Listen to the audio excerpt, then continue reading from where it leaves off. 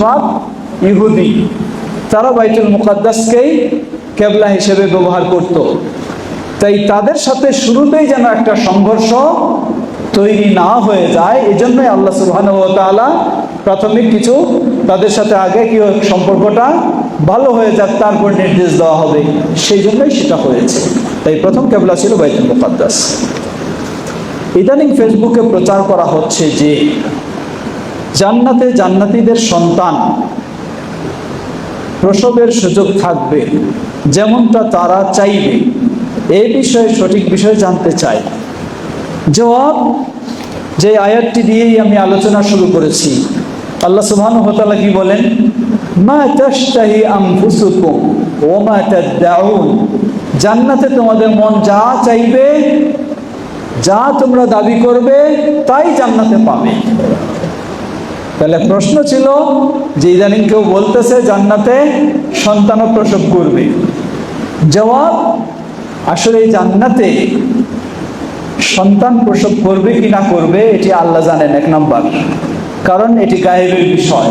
আল্লাহ যেটা আমাদেরকে জানান নাই কোরআন এবং হাদিস দিয়ে, সেটি আমরা বলতে পারবো না।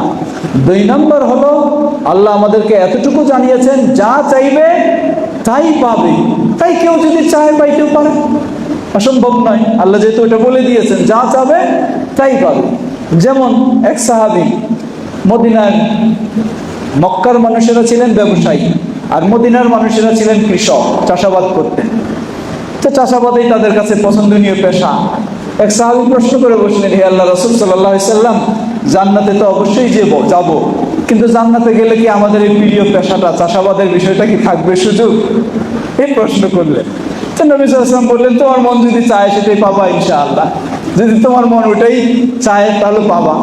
কিন্তু জান্নাত হলে এমন পরিবেশ হবে যেই পরিবেশে এটাকেও চাওয়ার এই প্রয়োজন দেখা দিবে না, এর চেয়ে আরো অন্য কিছু নিয়ে এসে মশগুল হয়ে যাবে, সন্তুষ্ট হয়ে যাবে। তো ঠিক সন্তান প্রসব, যেমন পায়খানা পেশাবের ক্ষেত্রে এটা তো মানুষের প্রয়োজন, কিন্তু জান্নাতে কি হবে এটার বর্ণনা স্পষ্ট এসে গেছে। জান্নাতে পায়খানা পেশাবের কোনো প্রয়োজনেই, আল্লাহ সুবহানাহু ওয়া তাআলা এমন ভাবে করে দেবেন পায়খানা পেশাবের কোনো প্রয়োজনই হবে না। তো যা চাইবে তাই পাবে ঠিকই, কিন্তু আল্লাহ সুবহানাহু ওয়া তাআলা এমন একটা পরিবেশ দিয়ে দিবেন কেউ সন্তান প্রসব করা চাইবেই না, এটা কেউ চাইবেই না, এমন পর্যায়ে যাবে। এখানে আরেকটা নাস্তিকদের প্রশ্ন আসে।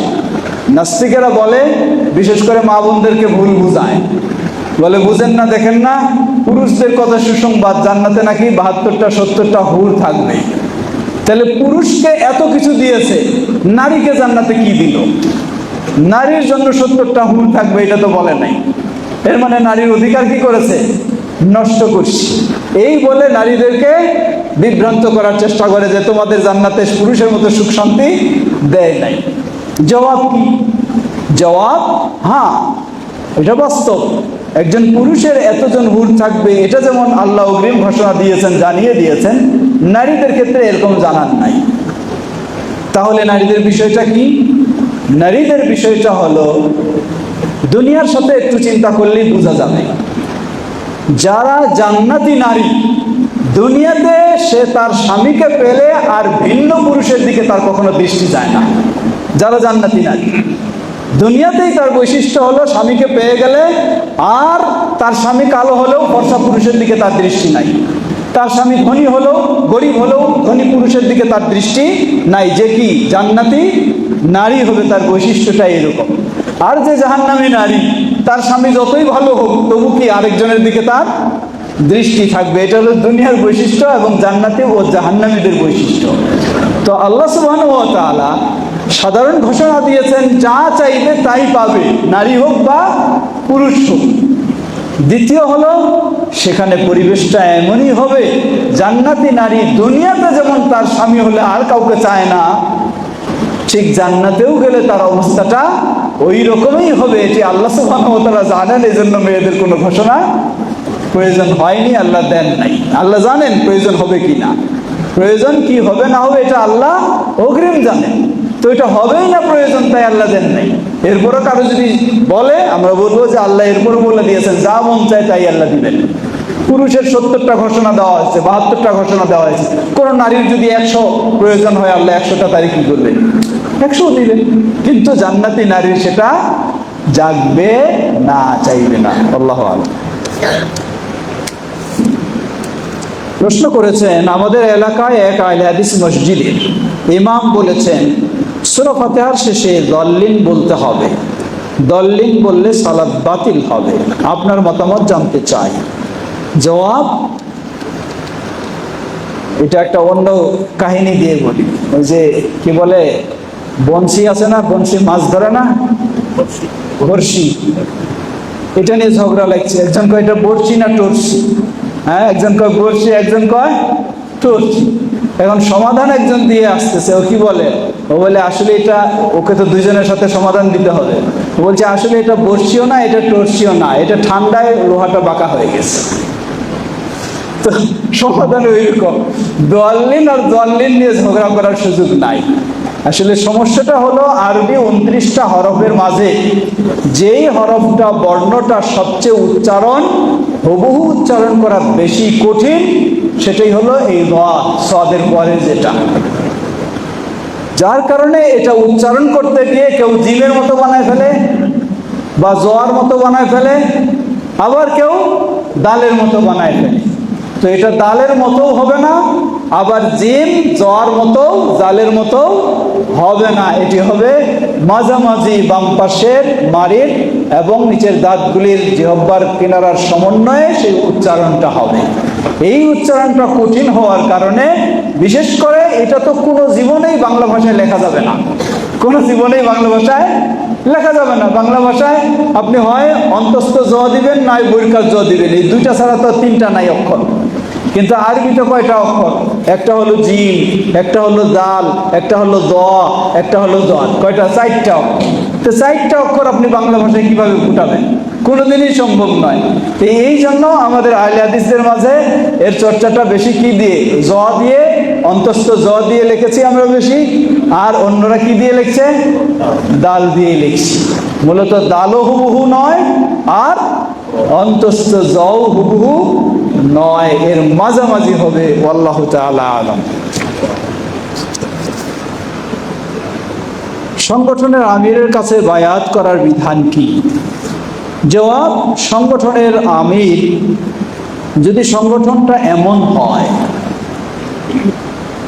গোটা দেশে মুসলিমদের যিনি নেতৃত্ব দিচ্ছেন ধর্মীয় দিক থেকে এবং রাষ্ট্রীয় দিক থেকে, তাহলে তার কাছে বায়াত নেওয়া ফরজ। ধর্মীয় দিক থেকে এবং রাষ্ট্রীয় দিক থেকে। যেমন ধরে নেন, পৃথিবীতে একটাই দেশ পাওয়া যায়, সৌদি আরব। যিনি সেই দেশের বাদশা, তিনি ধর্মীয় দিক থেকেও প্রধান এবং ধর্মীয় আলেমরা, স্কলারগণ আছেন, কিন্তু ইসলামী রাষ্ট্র হিসাবে তিনি প্রধান, তাই তার কাছে বায়াত নিতে হবে। কিন্তু আমাদের দেশে যারা সংগঠনের আমির, তারা কি ধর্মীয় দিক থেকে, আর এই আমিরের হিসাব নাই, তরিকার হিসাব নাই, আর আমিরের হিসাব নাই, সব পীরেই তার দলের কি আমির। তাই এই বায়াতটা হলো বেদাতি বায়াত। এই বায়াতটা হলো বিভক্তি করার বায়াত, মুসলিমদেরকে ঐক্যবদ্ধ করার বায়াত নয়। তাই এই বায়াত সঠিক নয়। আল্লাহু তাআলা আ'লাম। আমরা যেন সবাই কোরআন ও সুন্নাহর আলোকে সঠিক বিষয়ে জেনে মেনে চলতে পারি। আল্লাহ আমাদের সবাইকে সে তৌফিক দান করুন। কথা দীর্ঘ না করে শেষ করব নাকি? কারো যদি কোনো জিজ্ঞাসা থাকে, জি বলুন। একটু কাছে আসেন।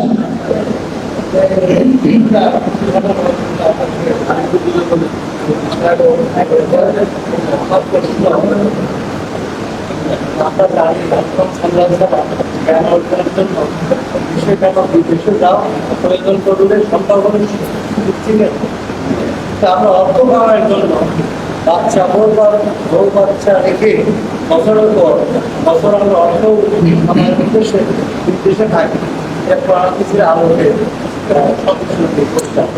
ধন্যবাদ। আমাদের ভাই প্রশ্ন করেছেন, প্রশ্নটার মাঝেও হ্যাঁ চিনি, ভালো করে চিনি, উনি আমেরিকায় ছিলেন, এটাও জানি। তো উনি আমেরিকা থেকে চলে আসছেন আলহামদুলিল্লাহ। এই জন্য ওনার ভিতরে যাইছে যে আসলে যারা পড়ে আছে তাদের অবস্থা কি। তো উনি প্রশ্ন করেছেন যে বলা হয় যে জ্ঞান অর্জনের জন্য প্রয়োজনে বিদেশেও যাও, চীনেও যাও। বলতেছি, ব্যাখ্যা দিচ্ছি, আগে উত্তর দিবেন না আপনারা। তো রুজি রোজগারের জন্য মানুষ এইরকম বহু দূর দেশেও যায় বউ বাচ্চাকে ফেলে রেখে, তাহলে সেটি কতটুকু কি বিষয়? জবাব, প্রথম হলো জ্ঞান অর্জনের নির্দেশ দেওয়া হয়েছে, কিন্তু প্রয়োজনে সুদূর চীন দেশেও যাও, এই হাদিসটি সহি নয়, এটি জাল হাদিস। তো জ্ঞান অর্জনের যথেষ্ট নির্দেশ রয়েছে, প্রয়োজনে দূর দেশেও যাবে, অসুবিধা নেই, কিন্তু চীনে যেতে হবে এই হাদিস সঠিক নয়। দ্বিতীয় হলো, রুজি রোজগার করবে মানুষ হালাল পথে এবং নিজের দায়িত্ববোধ ঠিক রেখে। এই রুজি রোজগারের জন্য বা যে কোনো জন্য বিদেশে, বিশেষ করে যদি অমুসলিম দেশ হয়, তাহলে সেখানে যাওয়া বৈধ নয়। হাদিস সহি, শক্ত করে আল্লাহ রাসূল সাল্লাল্লাহু আলাইহি ওয়াসাল্লাম বলেন, আনা বারিউম মিন কুল্লি মুসলিমিন ইউকিমু বাইনা আল মুশরিকিন। যে অমুসলিমদের মাঝে অবস্থান করে ওই মুসলিম থেকে আমি সম্পূর্ণ মুক্ত, আমার সাথে কোনো সম্পর্ক তার নেই।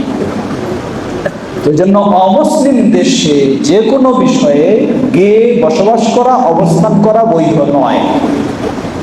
বিশেষ করে যদি, কেন বৈধ নয়? কারণ সেখানে গেলে নিজের ঈমান হারিয়ে ফেলবে।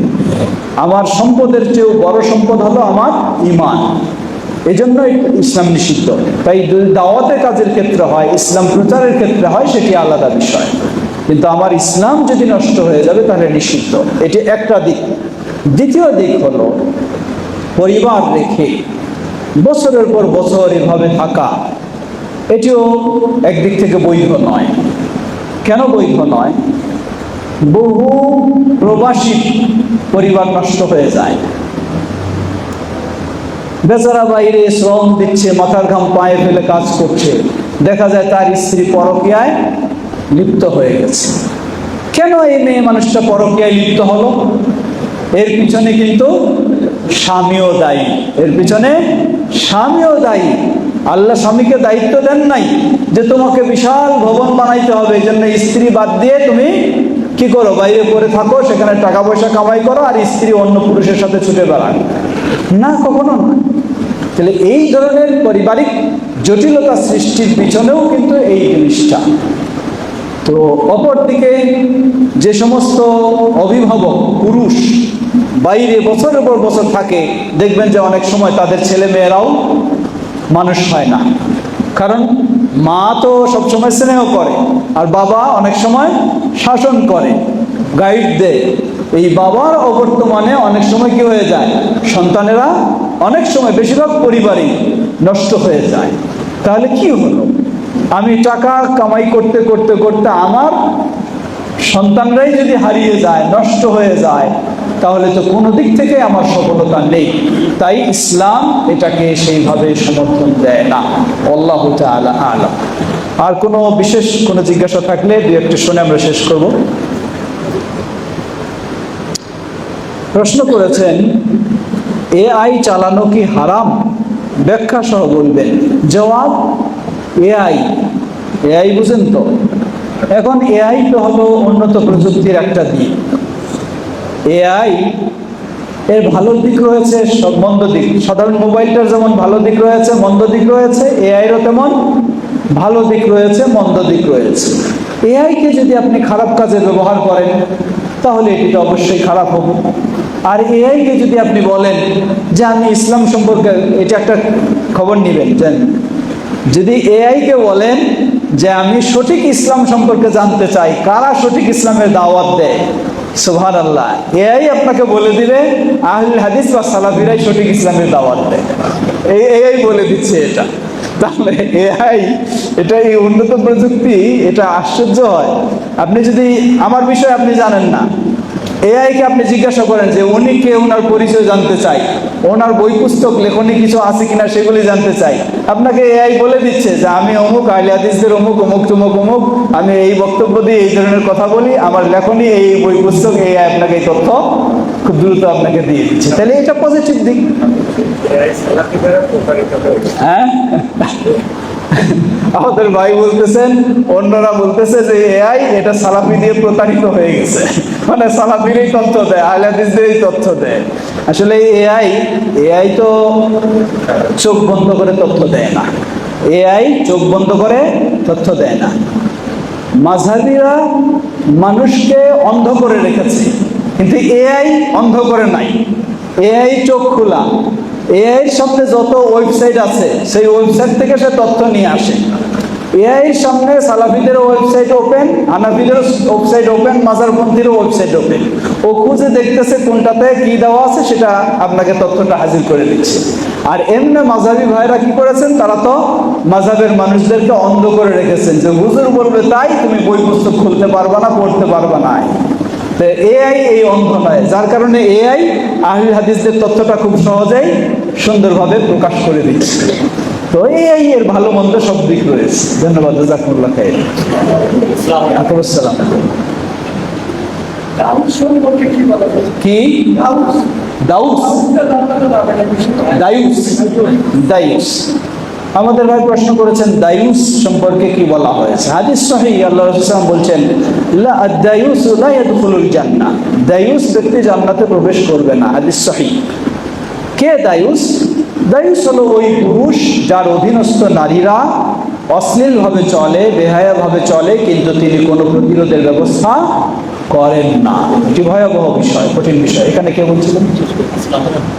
সিজদার সময় পায়ের আসামি জমিনে ঠেকানো কি জরুরি, আর এক্ষেত্রে সালাত শুদ্ধ হওয়া কোনো বাধা সৃষ্টি করে? ধন্যবাদ। এটাই শেষ প্রশ্ন। ছোট্ট ভাই প্রশ্ন করেছে, এটি সবার জন্য জানা দরকার যে সিজদার সময় পায়ের 5 আঙ্গুল কি জমিনে রাখা জরুরি, এবং এই বিষয়টার সাথে সালাতের শুদ্ধ হওয়া না হওয়ার বিষয়টি কতটুকু? জবাব হ্যাঁ, সিজদার সময় পায়ের আঙ্গুলগুলি মাটিতে থাকা জরুরি। কারণ সিজদা হবে 5 অঙ্গের উপরে। কয় অঙ্গের উপরে? 5 অঙ্গের উপরে, 7 অঙ্গের উপরে, 7 অঙ্গের উপরে। 7 অঙ্গ কি কি? 2 পায়ের অগ্রভাগ, আঙ্গুলের অগ্রভাগ, 2 হাঁটু 4, আর 2 হাত কবজি পর্যন্ত 6, নাক সহ কপাল, এই 7টা অঙ্গের উপরে সিজদা হতে হবে। যদি সিজদার সময় অনেকে পাগুলি আরাম করে তুলে রাখে, তার সিজদা পরিপূর্ণ হবে না, তার সালাত সমস্যা হবে। দ্বিতীয় বিষয় হলো পাগুলি তাহলে কিভাবে রাখবে? আমাদের অন্য ভাইরা বলে যে বিশেষ করে ডান পাটা হলো কবজার মতো থাকবে। কবজা বুঝেন তো? দাঁড়ানোর সময় এইভাবে ছিল, সিজদার সময় এইভাবে, কোনোভাবে এটা নড়বে না। এ কথা সঠিক নয়। বরং সিজদার সময় নবী সাল্লাল্লাহু আলাইহি ওয়াসাল্লাম তার পায়ের আঙ্গুলগুলি, মাথাগুলি কিবলামুখী করে রাখতেন। 1 ওয়া ইয়ারুসু আকাবাইহি, 2 পায়ের গোড়ালিকে একত্রে মিলিয়ে রাখতেন। সিজদার সময় পায়ের আঙ্গুলগুলি কিবলামুখী হয়ে থাকবে সাধ্য অনুযায়ী, আর পায়ের গোড়ালি দুটো একত্র হয়ে থাকবে, এবং জমিনে অবশ্যই থাকবে। তাহলে সিজদা সঠিক হবে। আল্লাহু তাআলা আলাম। মা বোনদের একটু সিজদার বিষয়টি, যেহেতু আমাদের সমাজে ভুল সিজদা শিক্ষা দেওয়া হয়, এটি সিজদাটা অত্যন্ত ভয়াবহ বিষয়। আল্লাহ রাসূল সাল্লাল্লাহু আলাইহি ওয়াসাল্লাম কঠিনভাবে নিষেধ করেছেন। এক হাদিসে বলেছেন হিংস্র প্রাণীর মতো, আরেক হাদিসে কুকুরের কথাই বলা হয়েছে, কুকুরের মতো হাতটা যেন ফেলে না রাখা হয় কনুই পর্যন্ত। তো আমাদের সমাজগুলি, হানাফি সমাজে মেয়েদের সিজদা শিক্ষা দেওয়া হয়, তারা শুধু গোটা কনুই পর্যন্ত হাত শুধু নয়, মানুষটাও মাটিতে অর্ধেকটা শুয়ে থাকবে। এইভাবে সিজদা দিলে কখনো সিজদা সঠিক হবে না, সালাত বাতিল হয়ে যাবে। তাই সিজদার সময় নারী পুরুষ উভয়ের সিজদার পদ্ধতি এক, কোনো ভিন্নতা নেই। সহিহ হাদিসে কোনো ভিন্নতা নেই। তারা বলে যে একজন মেয়ে মানুষ যদি হাতগুলি তুলে রাখে এবং পেটকে পা থেকে ফাঁকা করে রাখে, তাহলে তো পর্দার খেলাপ। কেমন এই কথা বলতে পারে? যেখানে আগেই তো হলো মেয়ে মানুষের গোটা বডিটা ঢাকতেই হবে, এটাই হলো সতর ঢাকা। তাহলে পর্দার খেলা আবার কোথায় আসলো? এটা বিবেকহীন কথা ছাড়া কিছুই নয়। তো সুতরাং সেজদা এবং সালাতের সবকিছুই যেন আমরা সুন্দরভাবে দিতে পারি, আল্লাহ আমাদের তৌফিক দান করুন। যে কথাগুলি আমরা শুনলাম, আমাদের সম্মানিত সভাপতি সাহেব জনাব ইমদাদ হোসেন মধু সাহেব, জাযাহুল্লাহ খায়ের, যার সব দিক থেকেই অবদান আমরা কৃতজ্ঞতা জানাচ্ছি।